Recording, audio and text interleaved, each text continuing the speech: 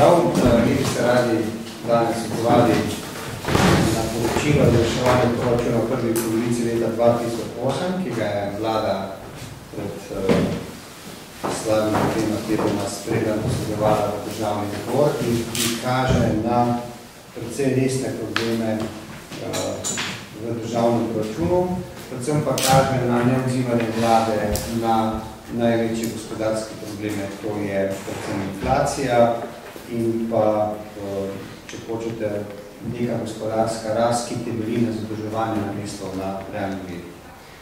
Razdelili smo vam seveda da glavne tabele poročile organizacije proračuna, te tudi kažejo na temeljne težave.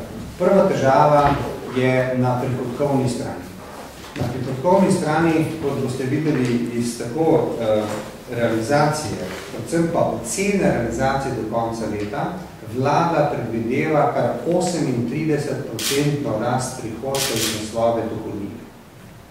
To pomeni, da ljudje z doplačili dohodnine plačujejo vladi letošnjo neracionalno porabo. Zakaj 38% rast? Za dveh razlogov. Prvič, imamo nekaj višjo stopnjo zaposlenosti. Imamo pa predvsem dejstvo, da imamo doplačila dohodnine za leto 2007 v višji meri, kot je bilo načrtovano, in pri znanem neustavnem sistemu financiranja občin, pri rast dohodnine, ki je generiran iz naslova zaposlenosti, gre v državni proračun, medtem ko občine, je poznano, ostajajo brez realnih virov.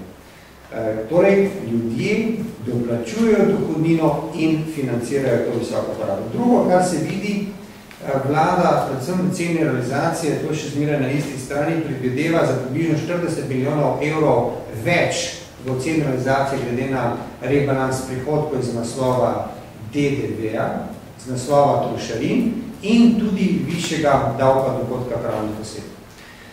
Torej se je bajuko povečanje presežka, kot na koncu se vidi, zgodilo predvsem zaradi višje efektivne vplačitve posameznikov in gospodarstva. Druga, najbolj problematična stvar na strani dohodnine, pa na strani prihodkov pa se vidi na strani 3, kjer so predvidena oziroma ocena realizacije prejetih sredstev z Evropske unije. V prvi polovici leta se je realizirala zgolj 18% sredstev z Evropske unije, še posebej problematično pa je, da se je realiziralo samo 6% sredstev za strukturno politiko. In to v poročilu, ki je precej obsežno, vlada tudi posebej, kje so problemi.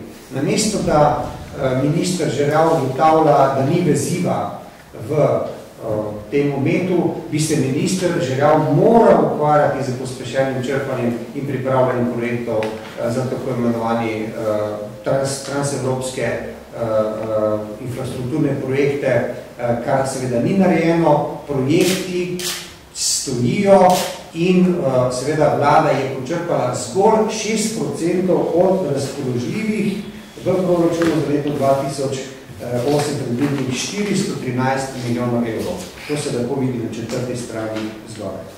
Kaj to pomeni? To seveda pomeni, da v Sloveniji generiramo rast brez realnih virov, ker denar, ki ga naj bi dobili iz Evropske unije, v Evropski uniji ostaja.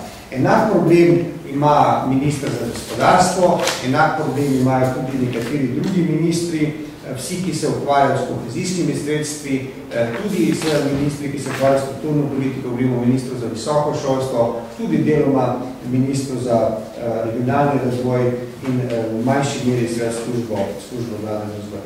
Kot da v vladi še vedno ni koordinatorja, ki bi leto in pol po začetku finančne perspektive 2007-2013 vendarle ugotovil, da je potrebno se drugače lotiti črpanja evropskih sredstev. To nečrpanje evropskih sredstev bo seveda v letu 2009 in 2010 eden največjih problemov nove vladne ekipe in seveda te zadeve se bo potrebno lotiti na popolnoma drugačen način, kot z neko mlahavostjo počnejo ministri tega.